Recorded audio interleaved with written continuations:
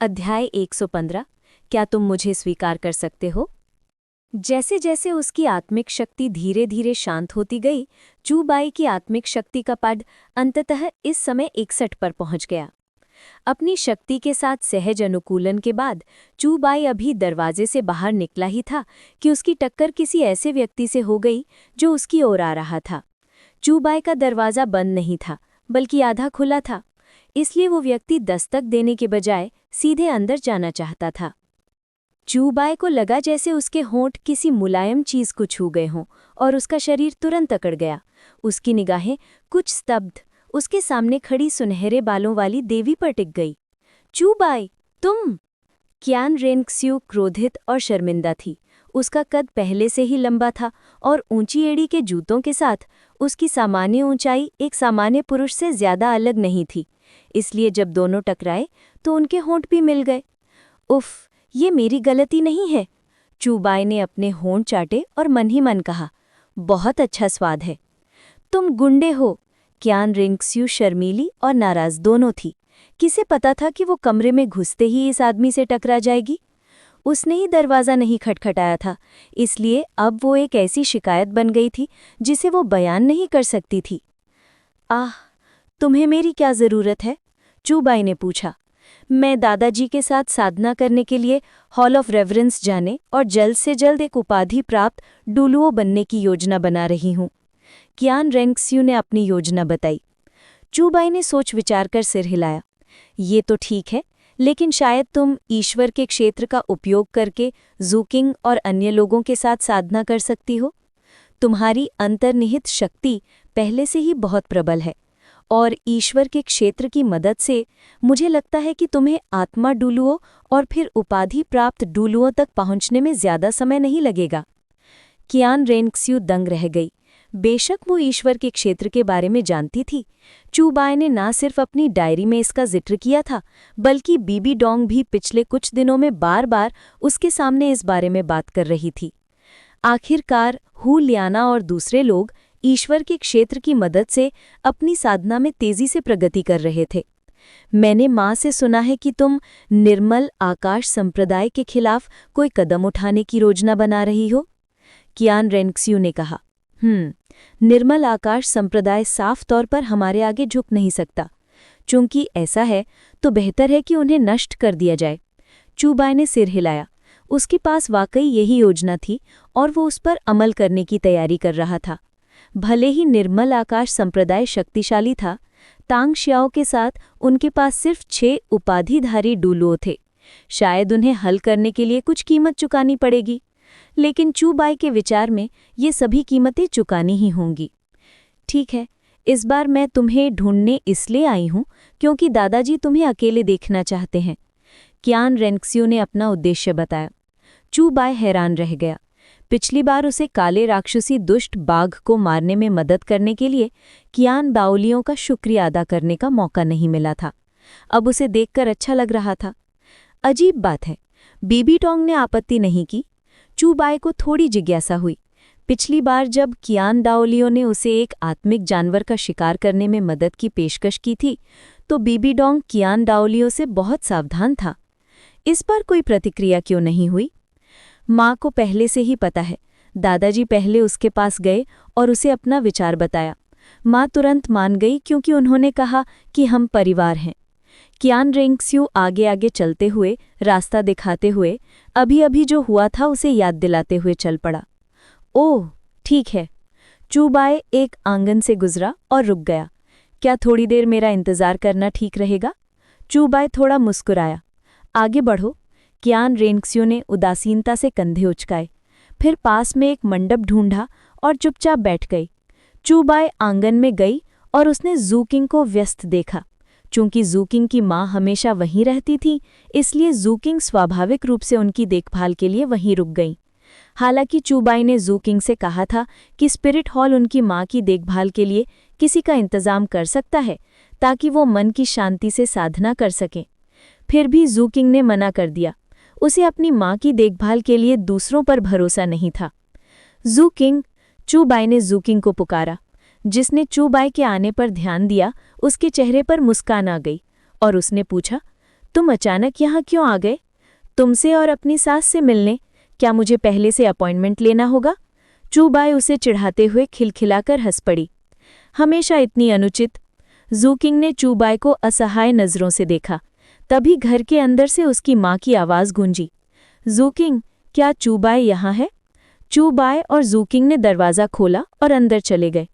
जब महिला ने चूबाई को देखा तो उसके चेहरे पर दयालु मुस्कान आ गई। उसने चूबाई का हाथ थाम लिया और मुस्कुराते हुए बोली, चूबाई, आंटी को कभी भी आपका शुक्रिया अदा करने का मौका नहीं मिला। जूकिंग ने मुझे सब कुछ बता दिया है। आपने उसकी बहुत मदद की और उसकी जान बचाई। अब आपने मेरी भी जान बचाई है। हमारी माँ और बेटी आपकी बहुत आभारी हैं। चूबाई ने अपना सिर हिलाया और महिला को ज्यादा ना सोचने का संकेत दिया।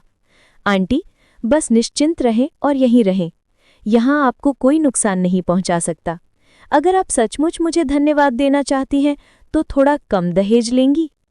चूबाई की चिढ़ाते हुए बातें सुनकर वो भी खुश हो गई। दोनों को खुशी से बातें करते देखकर उनके बगल में बैठी जूकिंग के चेहरे पर भी मुस्कान आ गई। इस एहसास ने उसे बहुत अच्छा महसूस कराया।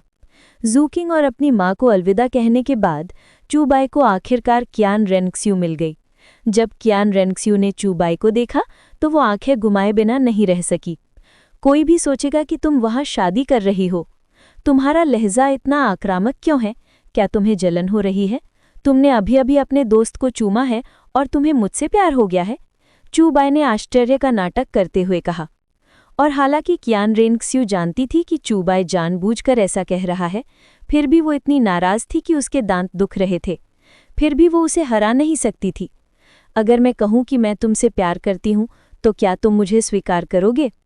क्यान रेंक्स्यू ने चूबाई की तरफ देखा, अपनी गति तेज की और चूबाई के आगे चल पड़ी। लगता था कि वो चूबाई को अपना चेहरा नहीं दिखाना चाहती थी, जो पहले से ही लाल हो चुका था। इसलिए क्यान रेंक्स्यू बहुत तेजी से चल पड़ी। आह! चूबाई लाचार था और उसने क्यान रेंक्स्यू को पकड़ने के लिए अपने कदम तेज कर दिए। दोनों जल्दी ही श्रद्धा भवन के बाहर पहुंच गए। फिर क्यान रेंक्स्यू चूबाई को अंदर ले गई। उन्होंने देखा कि क्यान डाओलियो चुपचाप उनके आने का इंतजार कर रहे थे। दोनों को एक साथ आते देखकर क्यान डाओलियो की आंखों में संतोष के भाव आ गए। तुम दोनों बच्चे एक साथ खड़े हो, बिल्कुल सही जोड़ी हो, क्यान डाओलियो ने मुस्कुराते हुए कहा। क्यान डाओलियो के शब्दों ने चूबाई और क्यान रेंक्स्यू दोनों को असहज कर दिया। दादाजी, आप क्या कह रहे हैं? क्यान रेंक्स्यू शर्माते हुए क्यान डाओलियो के पास गई। हालांकि चूबाई को इसकी आदत थी। वो आगे बढ़ा और पूछा, महापुरोहित, क्या मैं पूछ सकता हूं कि आप मुझसे क्यों मिलना चाहते थे? चूबाई, व्यक्तिगत तौर पर आपको मुझे इस तरह संबोधित करने की ज़रूरत नहीं है। आप और जू अच्छे दोस्त हैं और बीबी डोंग आपको अपना बेटा भी मानती है। अगर आपको कोई आपत्ति न हो तो आप मुझे दादाजी कह सकते हैं, जैसे जू कहती है। क्यान डाओलियो ने हाथ हिलाकर इशारा किया कि चूबाई को ऐसे नामों की चिंता करने की ज़रूरत नहीं है। चूबाई थोड़ा हक्का बक्का रह गया। उसे शक भी हुआ कि उसने गलत सुना। अध्याय का अंत। अध्याय 116। क्रिया, लक्ष्य, हाउतियान संप्रदाय। ये एक मजाक सा लगा। क्यान डाओलियो थोड़ा मुस्कुराया, फिर गंभीर होकर चूबाई से बोला, तार्किक रूप से कहें तो मेरे पुजारी भवन और सर्वोच्च पादरी भवन को एक दूसरे का समर्थन करना चाहिए और साथ मिलकर आध्यात्मिक भवन को और मजबूत बनाना चाहिए और उसे और ऊंचाइयों तक पहुंचाना चाहिए। ये अफसोस की बात है कि मेरे और आपकी गुरु बीबी डोंग के बीच कुछ शिकायतों के कारण सर्वोच्च पादरी भवन और पुजारी भवन हाल के वर्षों में धीरे धीरे अलग हो गए हैं। जाहिर है हम ऐसा नहीं देखना चाहते। चूबाई ने भौएं चढ़ाई। ये सुनकर, क्या क्यान डाओलियो बीबी डोंग के साथ अपनी शिकायतों को भुलाकर अब से सर्वोच्च पादरी भवन और पुजारी भवन को एक में मिलाने की योजना बना रहा था? अगर ऐसा है तो ये वाकई एक अच्छी बात होगी। अब जब जाओसू और बीबी डोंग के रिश्ते सुधर गए हैं तो मुझे लगता है कि अब समय आ गया है कि पुरानी कुछ शिकायतों को भुला दिया जाए। क्यान डाओलियो ने गहरी सांस ली। चूबाई, तुम जानते हो कि मैंने तुम्हें यहाँ क्यों बुलाया है? महायाजक, तुम सीधे क्यों नहीं कह देते? चूबाई एक पल के लिए झिझका। आखिरकार उसे लगा कि दादाजी नाम अटपटा लग रहा है, इसलिए उसने नाम नहीं लिया।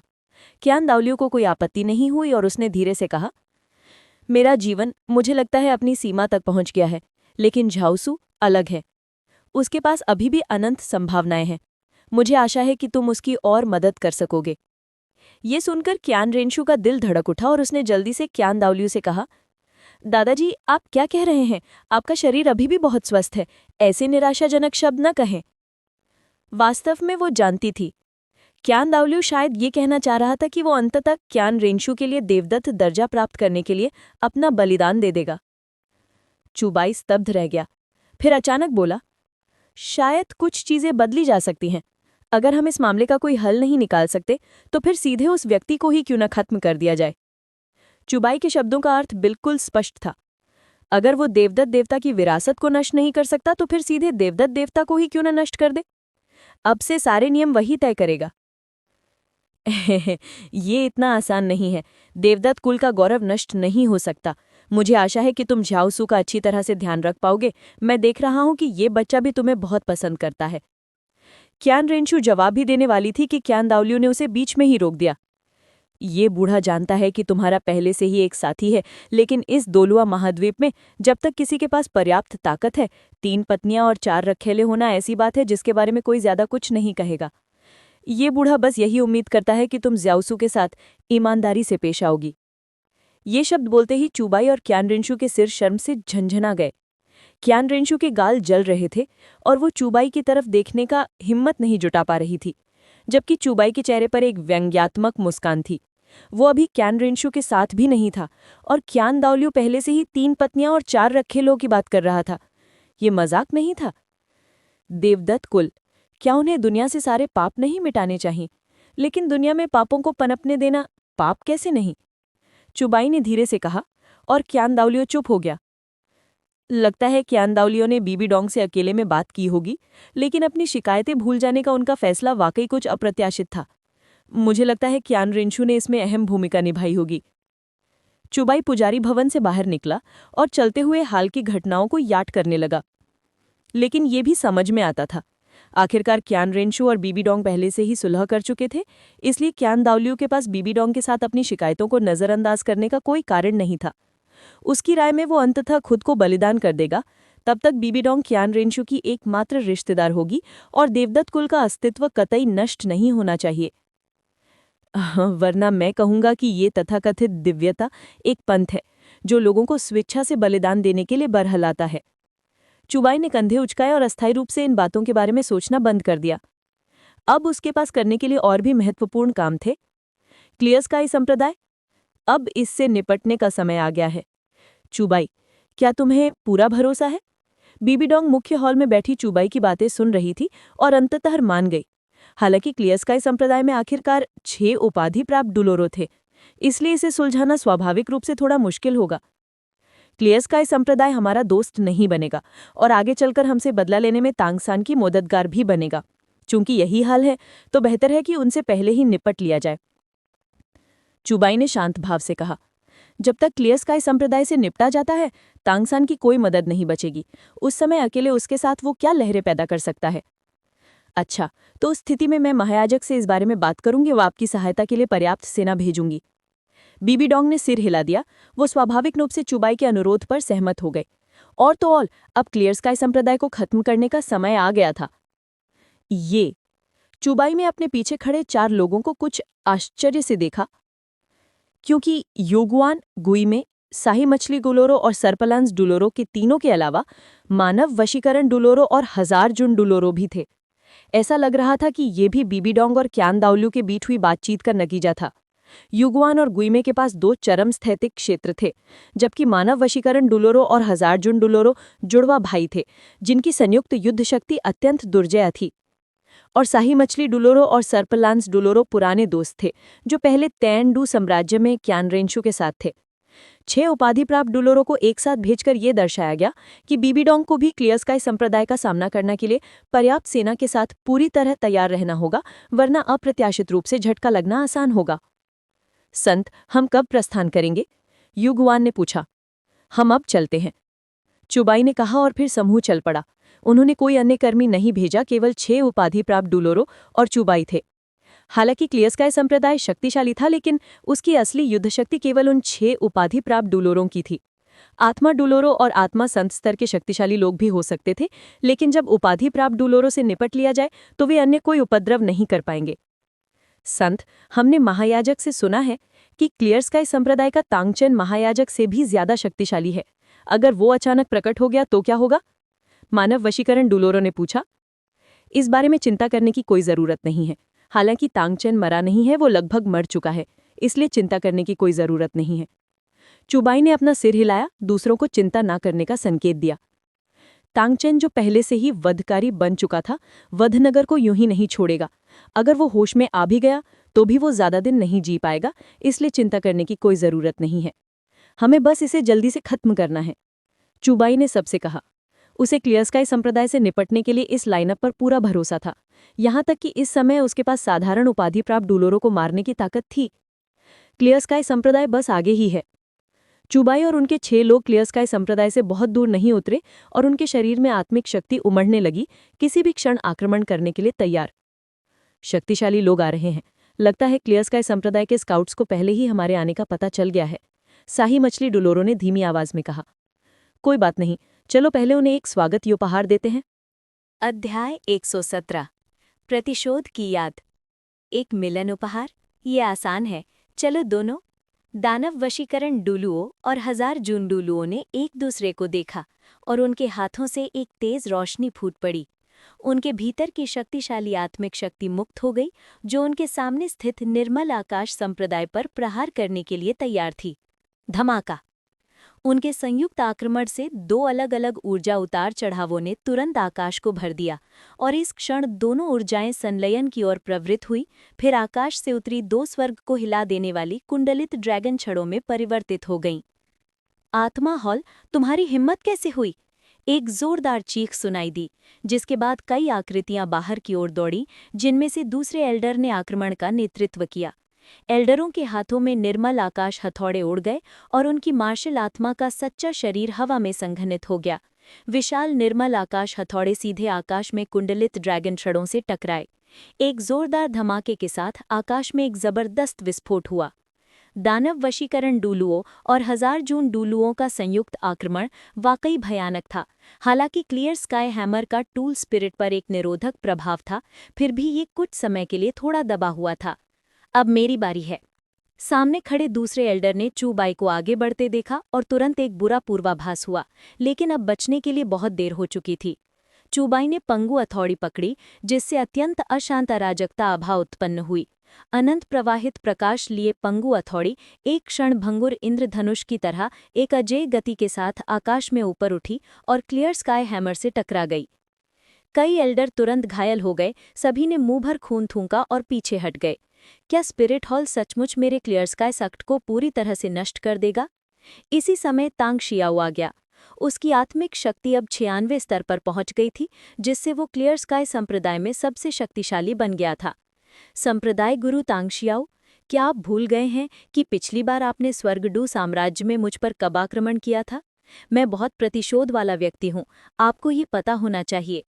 चूबाई थोड़ा मुस्कुराया। तांग शियाओ के चेहरे पर गंभीर भाव थे। चूबाई के पीछे 6 भयानक आभाओं को महसूस करते हुए वो जानता था कि चूबाई आज क्लियर स्काई संप्रदाय के लिए जरूर आया है। मैं नहीं सोचता कि हमें और शब्द बर्बाद करने की जरूरत है, चलो लड़ते हैं। चूबाई के चेहरे की मुस्कान गायब हो गई और उसकी पुतलियों में एक धधकती युद्ध भावना फूटने लगी।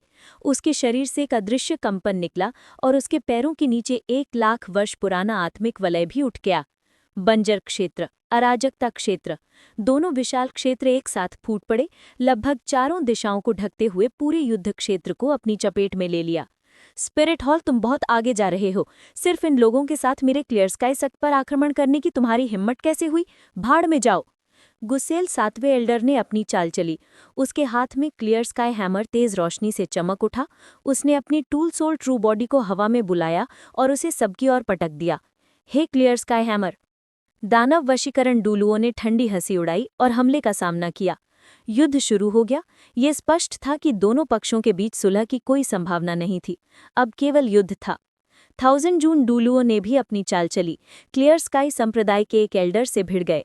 चुबाई के पीछे युगुआन, गुइमई, साही पचली डुलुओ और स्नेक लांस डुलुओ सभी प्रकाश की धारियों में बदल गए और बाहर निकल आए।